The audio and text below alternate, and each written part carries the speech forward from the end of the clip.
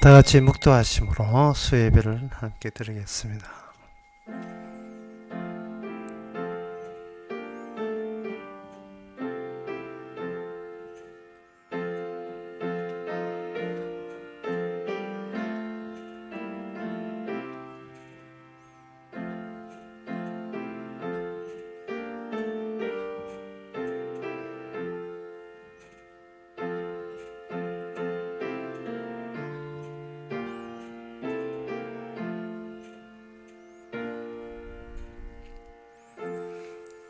낮에는 여호와께서 그 인자함을 베푸시고 밤에는 그 찬송이 내게 있어 생명의 하나님께 기도하리로다.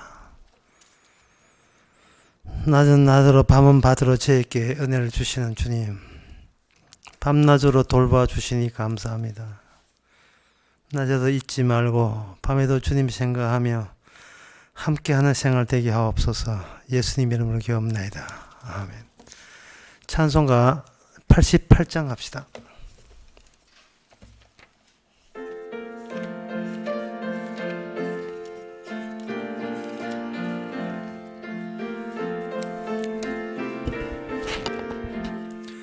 내 진정 사모하는 친구가 되시는 구주 예수님은 아름다워라. 산 밑에 백합하여 빛나는 새벽별 주님 형언할 일 거주 없도다. 내 맘이 아플 적에 큰 위로 되시며 나 외로울 때 좋은 친구라. 주는 저 산 밑에 백합 빛나는 새벽별 이 땅 위에 비길 것이 없도다. 내 몸의 모든 염려 이 세상 고락간 나와 항상 같이 하여 주시고 시험을 당할 때에 악마에게 적시 물리치사 날 지키시네. 온 세상 날 버려도 주 예수 안 버려 끝까지 나를 돌아보시니. 주는 저 산 밑에 백합 빛나는 새벽별 이 땅 위에 비길 것이 없도다. 내 맘을 다하여서 주님을 따르면 길이 길이 나를 사랑하리니. 물불이 두렵지 않고 잠금이 겁없네. 주는 높은 상승 내 방패시라. 내 영혼 먹이시는 그 은혜 누리고 나 친히 주를 뵙기 원하네. 주는 저 산 밑에 백합 빛나는 새벽별 이 땅 위에 비길 것이 없도다. 아멘. 이 시간 우리 한 마음으로 기도하는 시간입니다. 기도 제목은 이 세상은 누가 뭐래도 주님의 솜씨고 주님이 홀로 일하시는 세계고 주님이 조성해 놓으신 하나님의 활동 무대입니다. 따라서 주를 위한 세상인데 우리는 내 생각에 몰두하다 보면 주의 생각에 방해가 됩니다. 너무 내 생각, 내 주장, 내 욕심만 챙기지 말고 주께서 선하게 인도하는 것을 감사할 수 있도록 다 같이 기도합시다.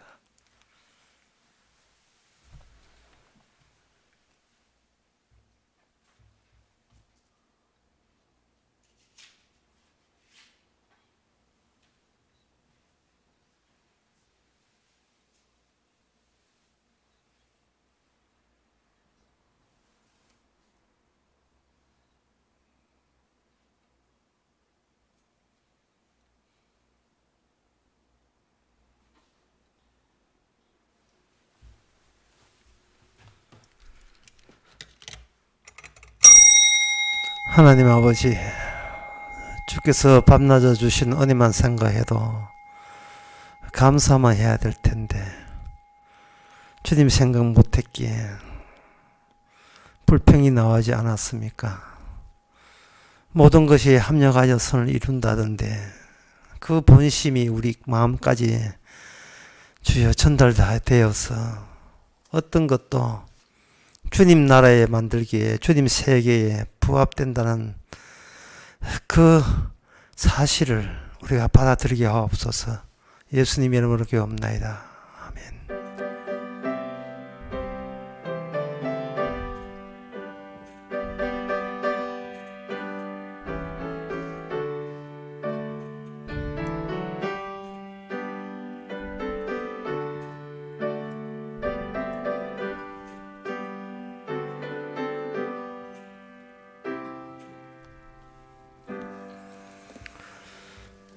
하나님의 말씀 봅시다.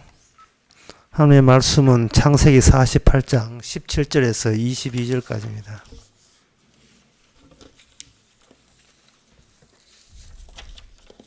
구약성경 78페이지입니다. 요셉이 그 아비가 우수를 에브라임의 머리에 얹은 것을 보고 기뻐 아니하여 아비의 손을 들어 에브라임 머리에서 므낫셋의 머리로 옮기고자 하여 그 아비께 이르되 아버지여 그리 마옵소서. 이는 장자니 우수를 그 머리에 얹어소서. 아비가 허락지 아니하여 가로되 나도 안다. 내 아들아 나도 안다. 그도 한 족속이 되어 그도 크게 되리니와 그 아우가 그보다 큰 자가 되고 그 자손이 여러 민족을 이루리라 하고 그날에 그들에게 축복하여 가로되 이스라엘 족속이 너로 축복하기를 하나님이 너로 에브라임 같고 므낫셋 같게 하시기를 하리라 하여 에브라임을 므낫셋보다 앞세웠더라. 이스라엘이 요셉에게 또 이르되 나는 죽으나 하나님이 너희와 함께 계시사 너희를 인도하여 너희 조상의 땅으로 돌아가게 하시려니와 내가 너에게 내 형제보다 일부분을 더 주었나니 이는 내가 내 칼과 활로 아모리 족속의 손에서 빼앗은 것이니라. 아멘. 야곱이 마지막에 자기가 임종을 앞두고 요셉의 두 아들을 이렇게 축복을 하는데 12지파의 축복 이전에 먼저 자기 손자 두 사람한테 축복을 합니다. 그것은 더 이상 그 요셉의 아들로서 자기 아들의 아들로서 므낫셋과 에브라임을 보지 않고 자신의 직접적인 아들로 간주해가지고 지파가 12지파에서 13지파가 되는 겁니다. 그렇게 될 경우에 이것은 야곱의 자손, 야곱이 하나님으로부터 갖고 있었던 부여받던 언약이 그 요셉의 두 아들의 생겨남으로 인하여 하나님의 언약은 확실하게 지금 작용하고 있다는 것을 축복이라는 방식으로 두 손자에게 임하는 겁니다. 그러니까 야곱은 자기 집안이 얼마나 번창하느냐에 관심이 있는 것이 아니고 육적인 집안이 아니라 하나님의 언약에 약속된 약속의 자식들이 얼마나 번창하냐에 대해서 이것은 하나님께서 계획하신 것이기 때문에 차질 없이 잘 지행되고 있다는 그 흔적과 그 증거를 지금 축복이라는 방식으로 알려주고 있는 겁니다. 우리 집안이 아니고 언약입니다. 하나님의 약속이 약속대로 진행되는 거죠. 보통 세상에서는 네가 사람 믿을래 약속 믿을래 하면 사람 믿지 약속은 안 믿잖아요. 약속은 사람이 입에서 내놓은 건데 내놓은 건데 그거는 뭐 자기 유리할 때는 지키고 불리하면 안 지킨다 생각하잖아요. 그거 마찬가지입니다. 성경도 네 하나님 믿을래 하나님 약속 믿을래 하면은 사람들은 보통 하나님 믿는다 하거든요. 그런데 그거는 너무 모호합니다. 하나님을 믿는다는 것은 하나님의 존재를 인정하는 것을 이야기하는 것이 아니고 하나님이 주신 그 약속의 실효성, 현재 약속대로 모든 것이 차질 없이 진행된다는 이 사실, 이것을 받아들이는 것이 곧 하나님 믿는 겁니다. 왜냐하면 하나님은 약속을 앞장서 세우시고 자기가 던져진 약속을 뒤따라가면서 성취하는 방식으로 이 세상을 하나님께서 운영하시기 때문에 그렇습니다. 그러면 그 약속 속에서 그럼 약속이 우리가 있는 곳에 멀쩡하게 다가오느냐? 그렇지 않습니다. 하나님의 약속이 다가가게 되면 인간이 비약속적인 것, 약속이 아닌 것, 반대 약속과 반대되는 적대적인 요소가 인간은 자기한테 거기 있다는 생각을 못하죠. 그러나 약속이 딱 접촉하게 되면 내 안에 약속에 위반되고 약속에 대해서 반대하는 그러한 성질이 내 안에 이미 장착되어 있다는 사실을 알게 됩니다. 그러면 약속은 우리에게 약속을 적용할 때는 그냥 추가적으로 적용하는 것이 아니라 갖고 있는 잘못된 약속, 약속에 위배되고 반대되는 요소를 폭로시키면서 그걸 탄로시키면서 약속을 우리와 교체시키는 방식을 사용하는 겁니다. 중국집에서 음식을 시키는데 친구가 전화 건다고 주문 받을 데 없었어요. 그래서 친구도 당연히 짜장면 좋아한다고 여기 짜장면 2그릇 해놨는데 친구가 뒤늦게 와가지고 니 뭐 시키느냐? 짜장면 시켰다. 난 짜장면 알레르기 있다. 못 먹는데 짬뽕 시켜달라. 그러면 짬뽕을 하나 더 시키는 게 아니고 짜장 빼고 짬뽕 하나 추가해야 되죠. 친구가 늦게 왔기 때문에 알게 된 거예요. 친구는 짜장면을 좋아하지 않는다는 거. 예. 그런 노래 있잖아요. 우리 어머니는 짜장면이 싫다고 해요 하는 거 있거든요. 친구가 짜장면 안 좋아하는 걸 부재할 때 비로소 그 의견 차이를 통해서 알게 된 겁니다. 그래서 우리는 우리 자신을 몰라요. 우리 자신은 살아온 모든 생각과 경험이 응축이 되어서 오늘날 나를 이렇게 자아를 형성한 겁니다. 인간들이 경험하고 인간들이 생각하고 만나는 모든 경우들은요. 모든 것이 어디다가 초점이 맞추냐 하면 내가 어떤 인간이다. 나는 이런 인간이다에 다 이게 결론적으로 뭉쳐져 있어요. 내가 경험한 모든 것이 이렇게 경험했으니까 나는 이 정도 된 인간이다. 자꾸 자기 확인, 자기 증명 여기에 몰두하면서 모든 경험을 거기다 뭉쳐두는 겁니다. 그래서 자신의 지난 이야기만 토달면 지금의 나 자신에 대한 시비 그런 걸로 사람들은 이해하기 마련이에요. 부모에게 자식 건드리면 부모가 가만두지 않지요. 왜냐하면 자식은 자기의 모든 인생의 체험이 거기다 담겨 있는데 자식을 욕하는 것은 곧 나를 욕하는 거예요. 그래서 자식이 뭔가 잘못됐으면 아버지가 그걸 뒤집어 쓰고 자기가 그 뒤집어 쓰고 감옥 가는 경우도 있죠. 한뚝배기 하실래? 아들이 많이 했는지 본인이 많이 했는지 부응 안 되지만 어쨌든 아버지가 이거는 한 설이니까 이거는 어쨌든 간에 인간이라 하는 것은 모든 것에서 그저 자기 자신이 누구다라는 것을 자꾸 점검하는 차원에서 인생을 살아갑니다. 그래서 이거는 자기 가치이기 때문에 이거는 하나님의 약속이 아닌 거예요. 그래 하나님의 약속과 직접 접촉이 되고 부딪히지 아니하면 나한테 얼마나 반하나님적이고 하나님의 적대적인 요소인 것을 모릅니다. 오늘 본문의 요셉도 마찬가지예요. 요셉에게는 두 아들이 있어. 예굽에 두 아들 낳았는데 마지가 므낫세이고 두 번째가 에브라임입니다. 그래서 아버지가 자기 자식들에게 축복을 해준다 하니까 요셉은 당연하게 자기가 알고 있는 걸 다 응축해서 므낫셋이 맞이고 에브라임은 그 차자니까 그 두 번째 아이니까 아버지의 오른손, 아버지 지금 눈이 어두워요. 눈이 어둡고 이렇게 이제 돌아가서 다 돼가지고 정신이 없어요. 그래서 그걸 감안해가지고 아주 친절을 베푸는 겁니다. 아버지의 오른손이 장자한테 가도록 오른쪽에다가 므낫세를 두었고 그 아버지 왼쪽에는 에브라임을 두었어요. 그래서 아버지가 이렇게 같이 오른손 왼쪽 그렇게 해서 하나님의 축복을 해주기를 기대했어요.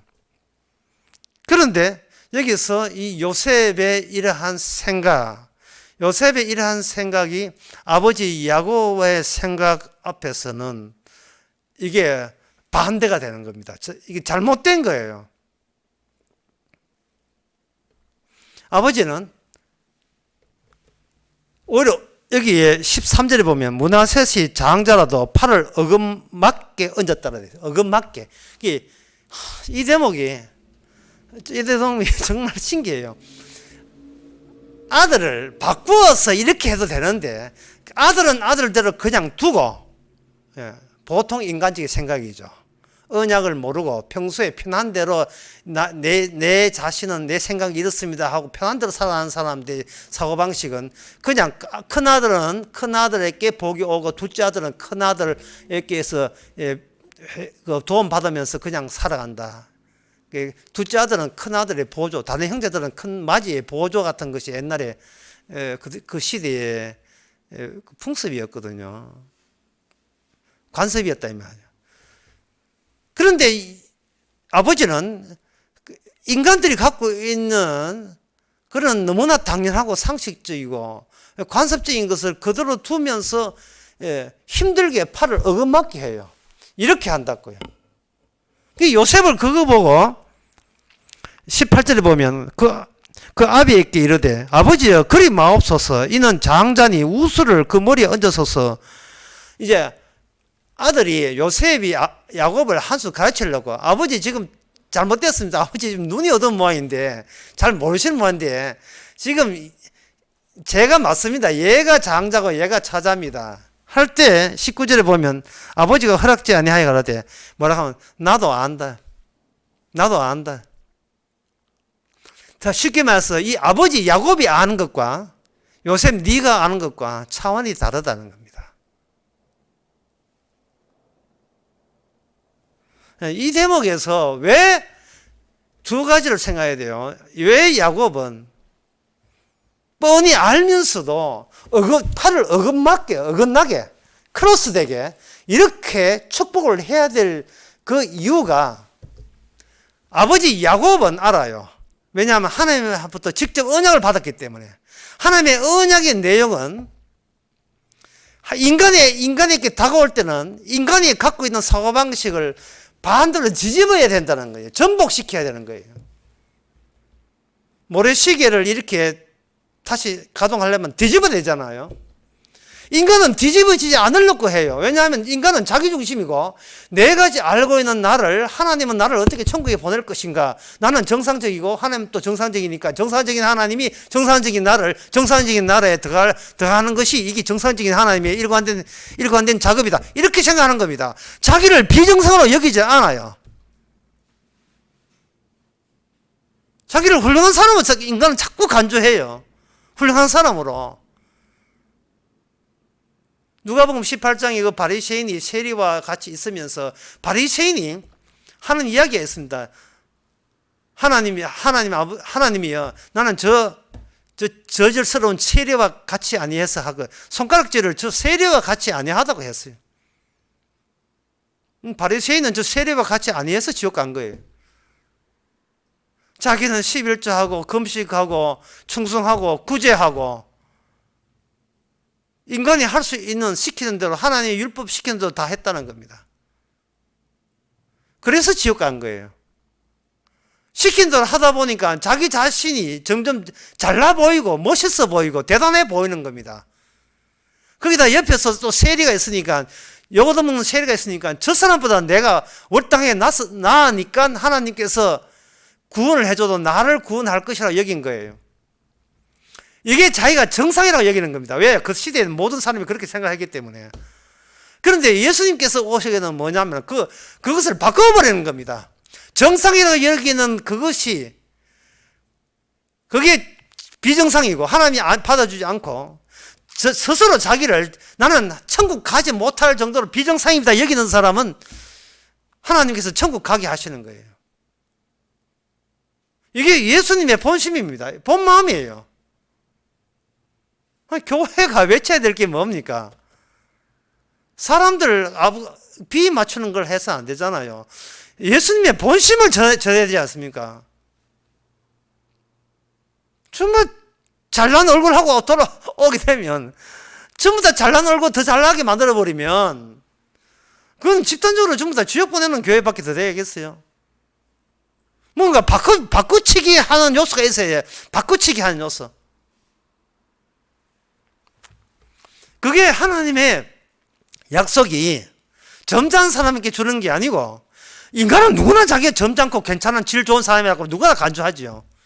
그러나 막상 약속이 우리에게 접촉이 되고, 접근이 되게 되면 우리에게는 이 어긋남이 필요한 거예요. 어긋남이. 이게 복이에요. 축복을 할 때 이렇게 축복한 거예요. 어긋나게 축복했다고요. 요셉은 몰랐어요. 요셉이 그걸 몰랐다는 말은 아버지 야곱 앞에 요셉의 의견은 파괴되어야 됩니다. 묵살돼야 되죠. 그 말은 뭐냐면 이 자기 아들 요셉의 두 아들을 축복하는 그 현장에서 아버지 요셉이 갖고 있던 사고방식은 언약 앞에서 깨어져야 돼요. 부셔져야 됩니다. 내 생각한 게 있어야 그런 것은 소멸돼야 돼요. 언약 앞에서. 자, 그렇다면 이 야곱이 왜 어긋맞게 할 때 어떤 마음가짐을 어긋했는지 여기 창세기는 나오지 않습니다.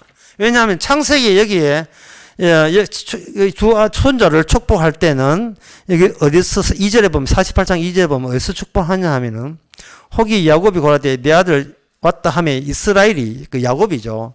야곱이 힘을 내어 침상에 앉아서 요셉에게 이렇게 이야기하면서 축복을 했어요. 두 손자에게. 그 침상에 축복했는데 히브리서 11장 21절에 보면 이래 되어 있어요. 믿음으로 야곱은 죽을 때 요셉의 각 아들, 두 아들이죠. 축복하고 그 지팡이의 머리에 의지해서 경배하였으면 그 지팡이의 머리에 의지해서 경배하였다 했어요. 그럼 경배를 누구한테 하냐면 다시 창세기 48장 15절에 보면 내 조부 아브라함과 아버지 이삭의 섬기는 하나님, 나의 남으로부터 지금까지 나를 기르신 하나님, 나를 모든 환난을 건져신 사자께서 이 아이께 축복을 주시게 되었어요. 이 말은 뭐냐 하면은 아버지를 어긋맞게 하고 이삭을 어긋맞게 하고 야곱 자신을 완전히 뒤집어 버리신 그 뒤집음이 뒤집어 하시는 그 작용이 이 두 손자에게도 그대로 임하게 하옵소서. 그러면 그 뒤집었다는 증거가 뭐냐? 바로 히브리서 11장에서는 지팡이로 되어 있는데 이 왜 지팡이냐 하면 창세기 32장에 보면 야곱이 전에 하나님의 천사를 만나고 난 뒤에 주 터진 적이 있어요. 천사한테 이겨보겠다고 형한테 이겨보겠다고 설쳐대는 그 힘의 근원이 있어요. 힘이 나오는 그 근원지에 대해서 천사가 주먹으로 가격을 해버렸거든요. 가격을 하니까 내가 힘쓸 필요도 없는 그러한 존재에 불과한 것을 야곱은 비로소 하나님 앞에서 천사 앞에서 비로소 알게 된 겁니다. 내가 힘을 쓴다는 것은 내 구원에 전혀 보탬이 되지 못하고 도움이 되지 못하는 그러한 힘을 내가 갖고 있다는 거예요. 내가 그동안 주특기로 내가 발휘했던 그 모든 것은 하나님과 싸움질 하기에 동원된 것이지 오히려 하나님께 복 받는 데는 오히려 반대되는 전혀 보탬이 안 되는 그런 식으로 난 평생을 지금껏 살아왔음을 알게 되는 겁니다.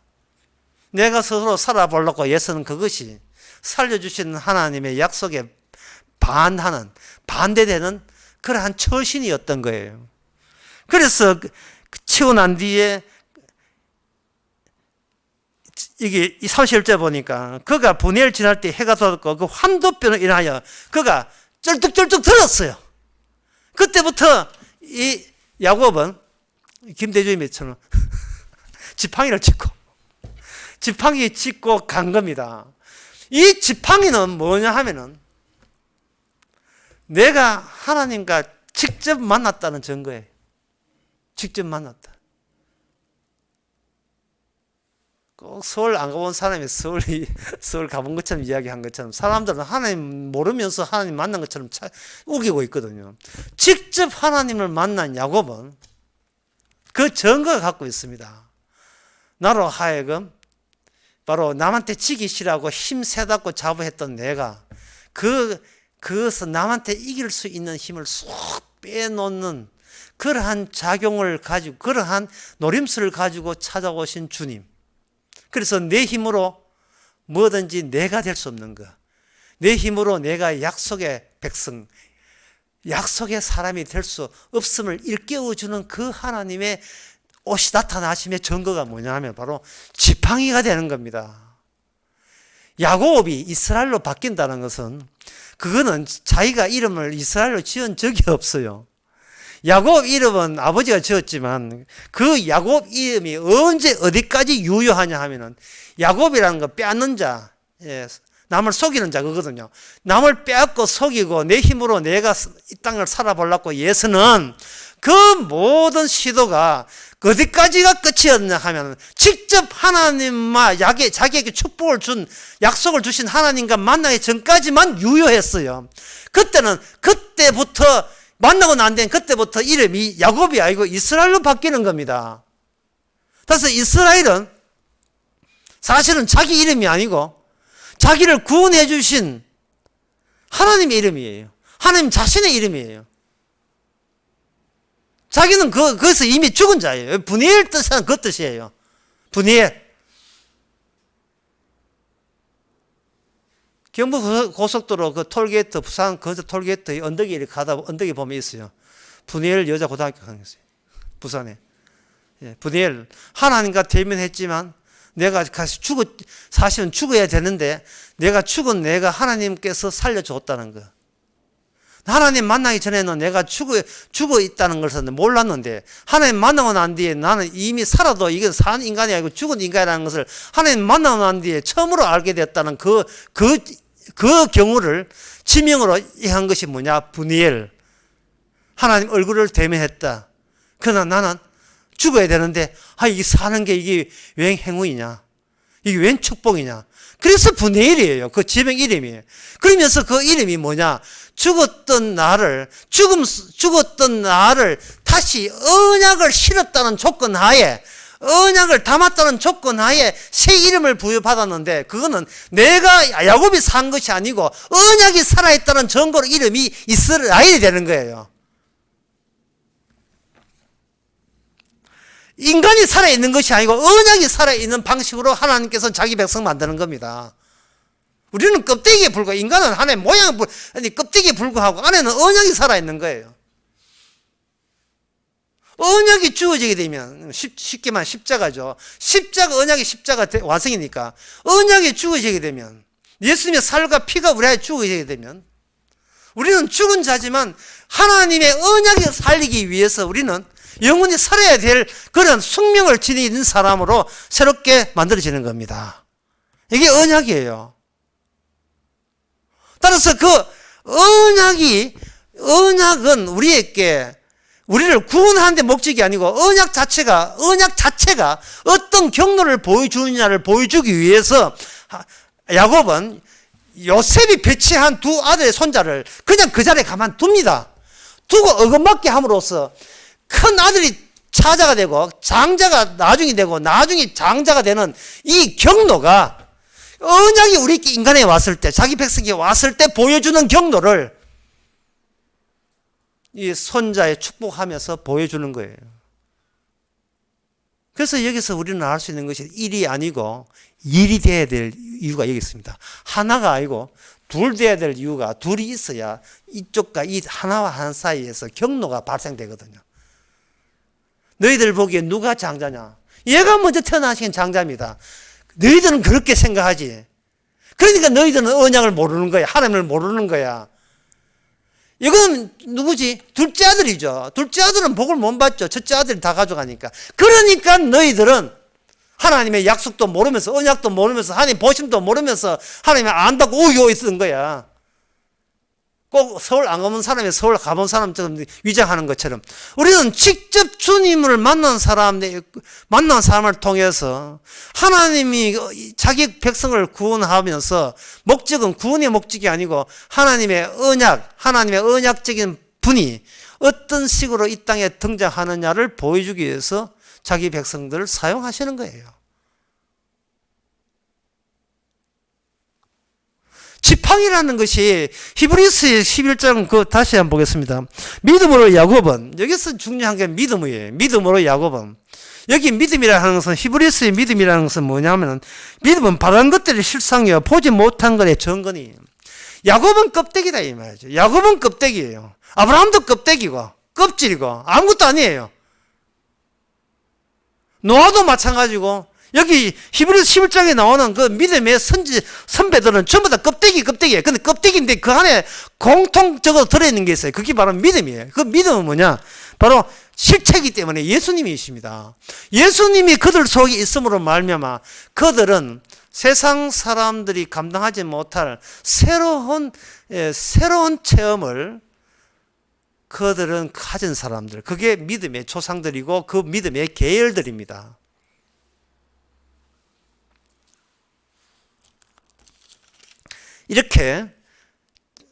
이런 식으로 야곱이 고백하는 것은, 그렇다면 이런 식으로 고백할 수 있는 그 가운데서 아까 그 창세기 48장 15절 다시 보겠습니다. 내 조부 아브라함과 아버지 이삭을 섬기는 하나님. 내 조부 아브라함은 자기 이스마엘을 아들로 여기거든요. 근데 나중에는 이스마엘이 아들이 아니에요. 없던 자식 이삭이 아들입니다. 이것도 전부 뒤집는 거예요. 어긋맞게 하는 거예요. 근데 자기 생각 다, 육적인 생각 다 드러내놓고 그걸 뒤집어 버리는 겁니다. 자, 네 생각 이렇게 다 끄집어냈지? 그거 아니거든. 자, 설교 처음으로 돌아가 봅시다. 인간의 생각과 인간의 모든 경험과 체험은 뭐를 증명하느냐 하면은, 내가 여기 잘났다는 거, 내가 이 정도 된 인간이라는 걸 증명하기 위해서 인간은 생각과 체험을 하게 되고 그걸 바깥으로 발설합니다. 하나님 앞에서도 모든 인간은 마찬가지예요. 아브라함도 마찬가지, 이삭도 마찬가지, 야곱도 마찬가지입니다. 나 이 정도로 아니까 하나님 저를 내치지 마시고 버리지 마옵소서. 그런데 하나님이 막상 언약과 약속을 가져오니까, 그래, 그게 네가 아는 거야? 그럼 내가 이제부터 뒤집을게. 그걸 뒤집는다는 말은 내가 지금껏 내 자신의 가치와 의미를 높이기 위해서 끄져 모았던 이 모든 것이 하나님의 약속과는 정반대되는, 하나님이 싫어하는 바 되는 것을 수집하고 쓰레기 같은 것들을 모아놓고 내 잘났다 한 요소로 그걸 과시하는 식으로 인생을 살아가고 있는 거예요. 제가 아까 누가복음 18장 그 바리새인과 세리 이야기 했잖아요.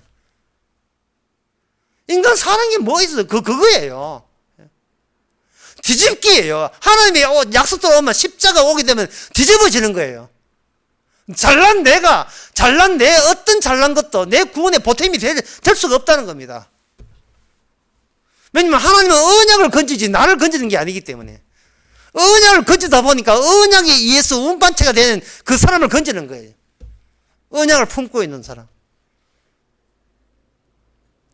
자, 이래도 여러분들이 잘 실감이 안 나는 것 같은데 제가 하나 예를 들 테니까 이 사람이 뭐가 문제인지를 한번 보세요. 40대 중반 좀 지는 46살 두 부부가 사업에 실패했습니다. 그래서 어떻게 했냐면, 애가 서인데, 큰애 있고 밑에 상둥이 둘인데 서예 합쳐가지고, 서예가 집에다가 애들한테는 독감 감기약을 먹이고 집에다 청테이프를 다 발라놓고, 아가 감기약 먹고 이렇게 졸아놓고 자니까 거기다가 번개탄 피워놨습니다. 피워놓고 이제 사업 실패에 비관해가 동반 자살하기로 했는데, 아침 내가 5명 다 죽어야 되는데, 이게 막내 아이가 아침에 이거 밖에 잠이 일찍 깨가지고 밖에 문 뜯어 밖에 나가버렸어요. 나갔다가 들어왔어요. 밖에 어디로 가는지 하여튼 모르겠어요. 나갔다가 들어온 바람에 찬바람이 들어가지고 식구들이 아침에 다 살아났는데 그 중에 하나가 거품 물고 죽었어요. 남편은 5년 징역받았고 여자는 3년 징역받았어요. 실제 사건입니다. 사업에 실패했다고.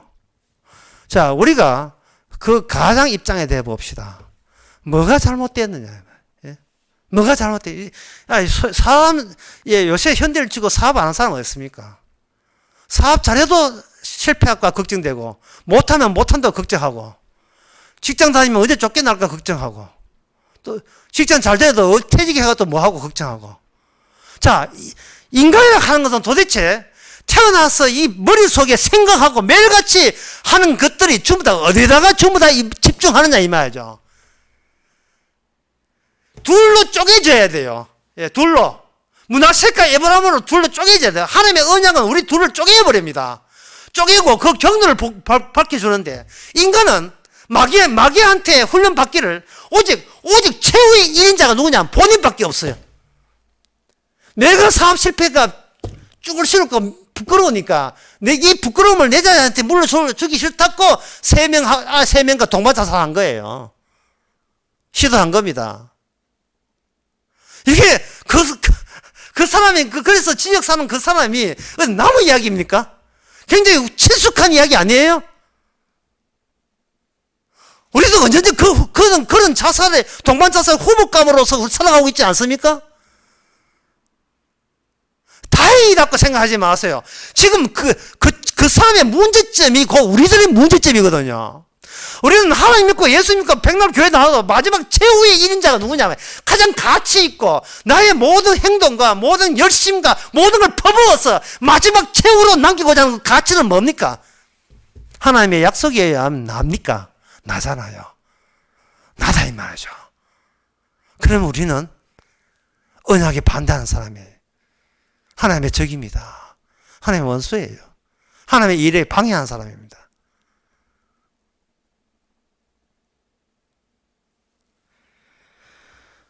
하나님께서의 계획은 뭐냐 하면은 오른손으로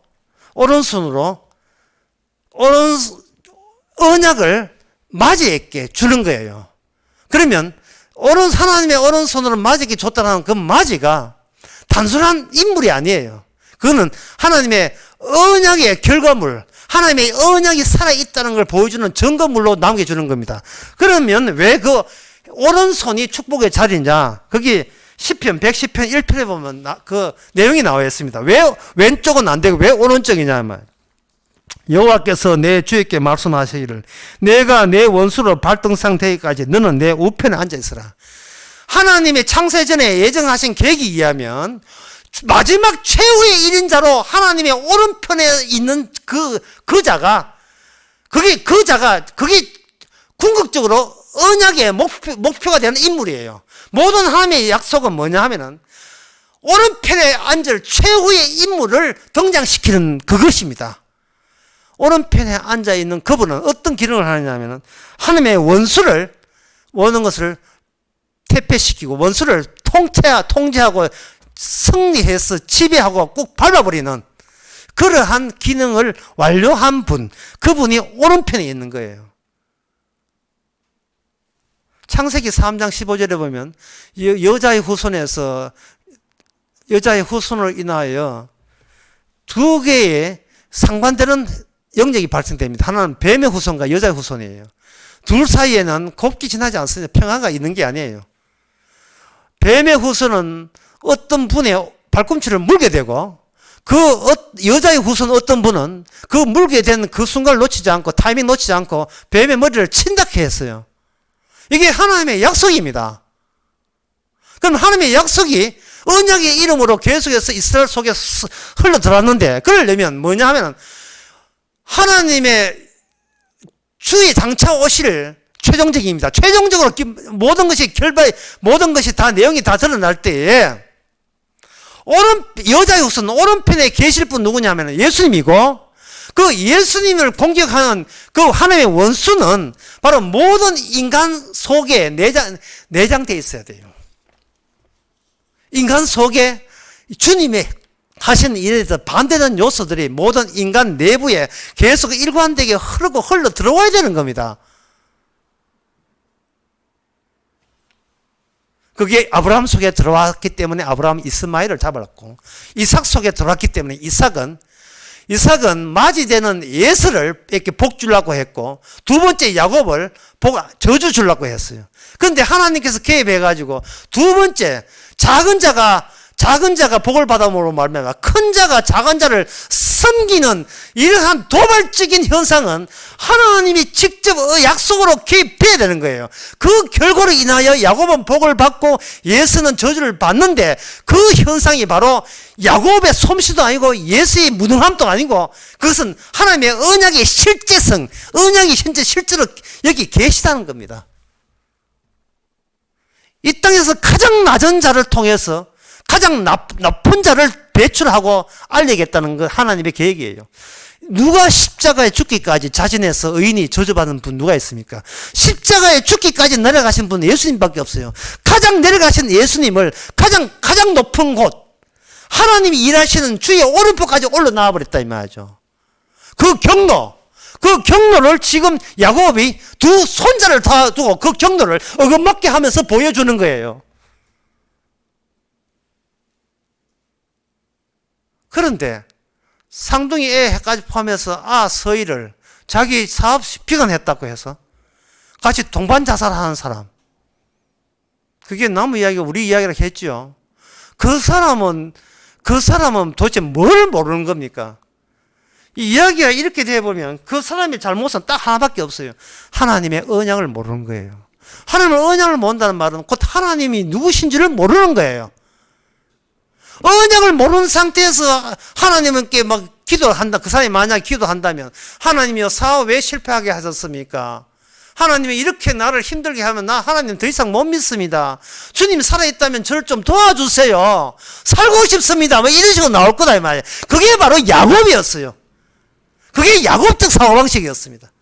그 야곱적 사고방식은 뭐냐 하면은, 진짜 하나님은 그 야곱을 뭐로 바꾸냐? 야곱을 죽여버리고, 그 죽은 야곱을 가지고 야곱이 생각지도 못한 새로운 야곱, 이스라엘을 만들어내는 겁니다.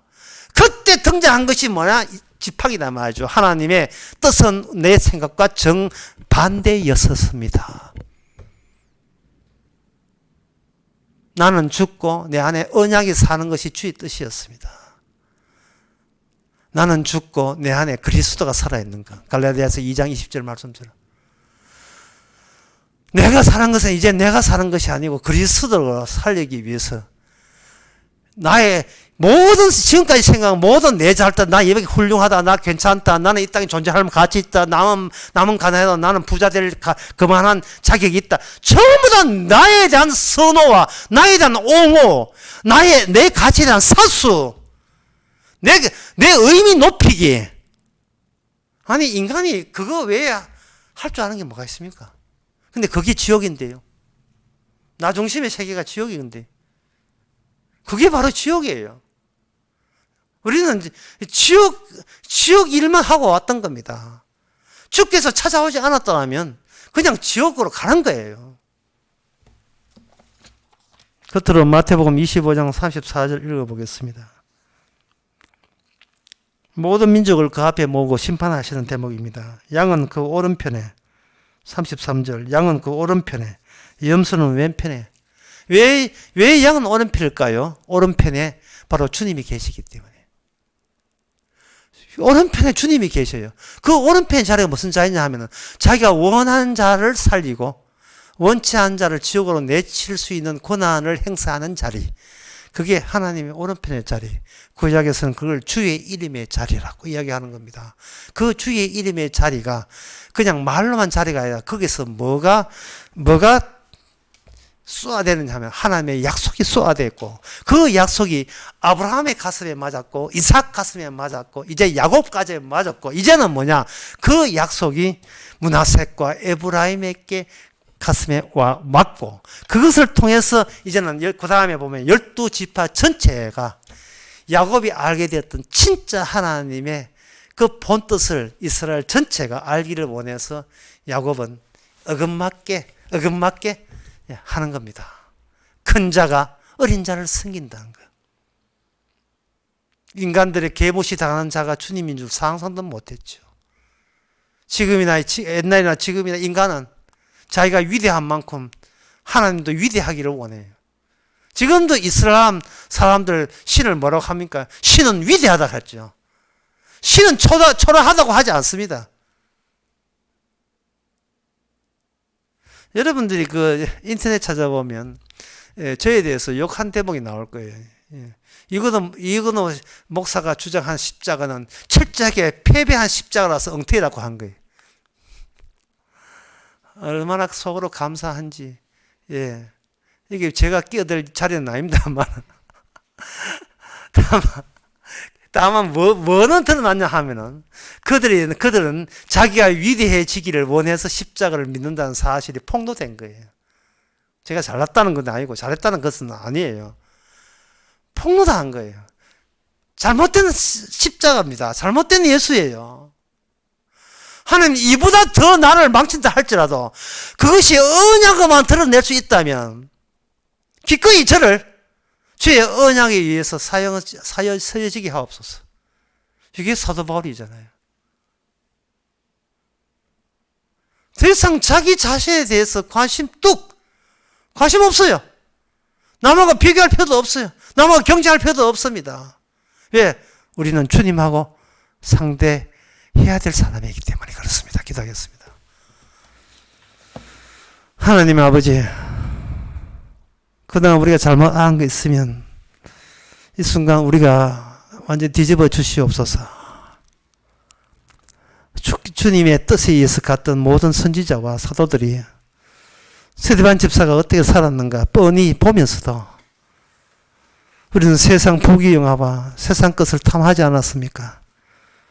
주여, 이러한 나 중심의 생각이 오히려 지옥인 것을 이제는 비로소 실감하게 하옵소서. 예수님의 이름으로 기도합나이다. 아멘. 찬송가 500장 합시다.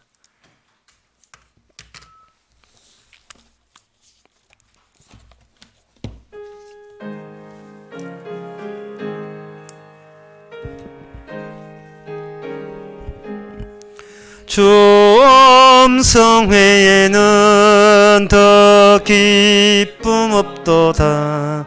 날 사랑하신 주 늘 계시옵소서. 기쁘고 기쁘도다. 항상 기쁘도다. 나 주께 왔사오니 복주옵소서. 나 주께 왔으니 복주시옵소서. 주 함께 계시면 큰 시험이기네. 기쁘고 기쁘도다. 항상 기쁘도다. 나 주께 왔사오니 복주옵소서. 주 떠나가시면 내 생명 헛되네. 즐겁고 슬플 때 늘 계시옵소서. 기쁘고 기쁘도다. 항상 기쁘도다. 나 주께 왔사오니 복주옵소서. 그 귀한 언약을 이루어 주시고 주 명령 따를 때 늘 계시옵소서. 기쁘고 기쁘도다. 항상 기쁘도다. 나 주께 왔사오니 복주옵소서. 아멘. 기도합시다. 지금은 우리 주 예수 그리스도 은혜와 하나님의 거짓 사랑과 성령의 충만하심이 저희들이 잘 되는 것이 아니고 주님 가신 경로만 보여줄 수 있는 성도 되기를 원하는 모든 성도에게 주의 이름으로 축원하나이다. 아멘.